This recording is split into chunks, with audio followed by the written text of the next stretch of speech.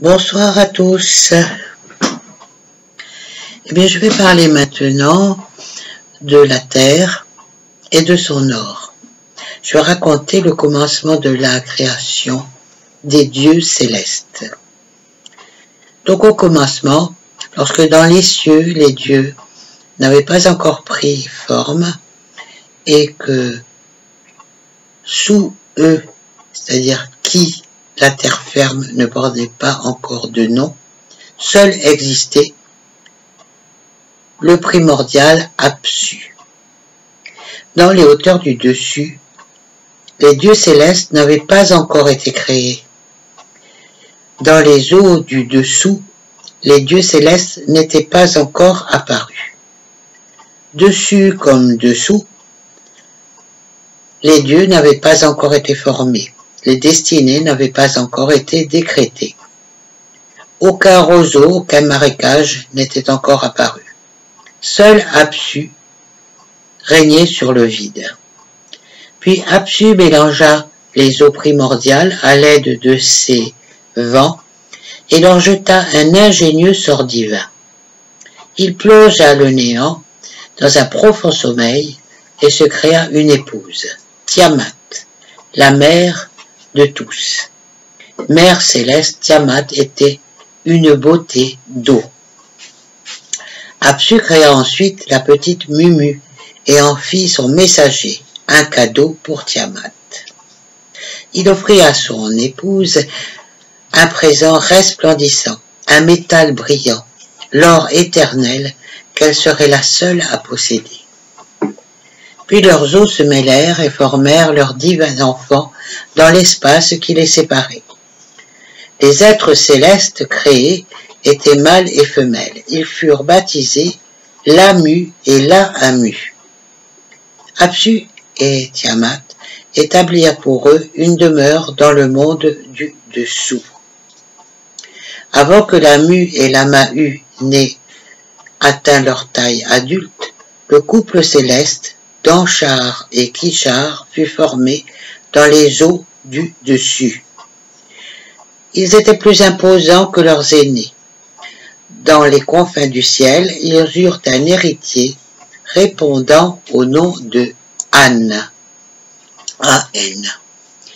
Puis fut créé Antu pour être son épouse.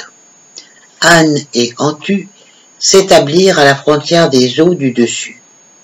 Il y avait donc 3 couples divins créés dans les profondeurs du dessus et du dessous. Ils reçurent des noms. Avec Mumu et Tiamat, ils étaient la famille d'Apsu. À cette époque, nulle trace de Nibiru. Quant à la terre, elle n'était pas encore née. Les eaux célestes étaient mêlées, pas encore séparées par le bracelet martelé, la ceinture d'astéroïdes. À cette époque, leur trajectoire n'était pas encore fixée. Les destinées des dieux n'étaient pas encore déterminées. Ils se déplaçaient en groupe de façon imprévisible, ce qu'Apsu trouvait répugnant. Tiamat, ne trouvant pas le repos, était mécontente. Elle s'entoura d'une multitude de suivants. Elle fit du premier-né Kingu le chef de ses 11 satellites. Lorsque les dieux célestes l'apprirent, ils tinrent conseil. Tiamat a élevé Kingu au même rang qu'An. Sur sa poitrine, elle a attaché une tablette du destin pour le doter de son propre circuit et lui a ordonné de combattre les dieux. Qui osera l'affronter? Se demandaient mutuellement les dieux. Aucun d'entre eux ne dévia sa route, aucun d'entre eux n'était prêt à se battre. C'est alors qu'un autre dieu fut engendré dans les profondeurs. Créé par un habile créateur, il était né dans une chambre du sort. Il était le fils d'un autre soleil. Le dieu quitta en hâte sa famille et les profondeurs où il était né. Présent de son créateur, il portait en lui la semence de la vie. Il partit pour le vide, à la recherche d'un nouveau destin. C'est Antu, toujours vigilante, qui, la première, remarqua le divin voyageur. Il était rayonnant, séduisant. Princière était son allure. Il était le plus grand d'entre eux. Son orbite était la plus longue. La première à le voir fut Antu, qui n'avait jamais engendré. « Viens, sois mon fils, lui demanda-t-elle, « laisse-moi devenir ta mère. » Elle jeta son filet et l'invita à modifier sa course. Ces mots remplirent d'orgueil le cœur du nouveau venu. Celle qui voulait l'élever le rendit prétentieux. Sa tête doubla de volume, 4 membres surgirent de ses côtés. Il bougea les lèvres en signe d'acceptation, soufflant un feu divin. Et se mit en route en direction d'Antu. Bientôt, Anne le verrait. Lorsque Anne le vit, il s'écria « Mon fils, tu accéderas au pouvoir, des serviteurs seront à tes côtés, que Nibiru soit ton nom. » Anne salua Nibiru, se tournant pour le regarder passer. Il lui offrit 4 serviteurs, le vent du sud, le vent du nord, le vent d'est et le vent d'ouest. Plein d'allégresse, Anne annonça à son aïeul Anchar l'arrivée de Nibiru. En entendant ces nouvelles, Anchar envoya Gaga, son émissaire, porter ces sages paroles à Anne et assigner une tâche à Nibiru. Il chargea Gaga de mettre des mots sur ce qu'il ressentait et de dire à Anne « Tiamat, qui nous a donné le jour, nous déteste désormais. Elle a levé une armée, elle étouffe de rage. Contre les dieux, ses enfants, 11 guerriers marchent à ses côtés. Parmi eux, Kingu, auquel elle a offert une destinée, bien qu'il n'y ait droit. Son venin est plus puissant que n'importe lequel d'entre nous. Tous nous redoutons son armée. Demandons à Nibiru de nous venger, qu'il terrasse Tiamat et sauve nos vies. Attribuons un sort et laissons-le affronter notre terrible ennemi. » Gaga rejoignit Anne, se prosterna devant lui et lui répéta les paroles d'Anchar.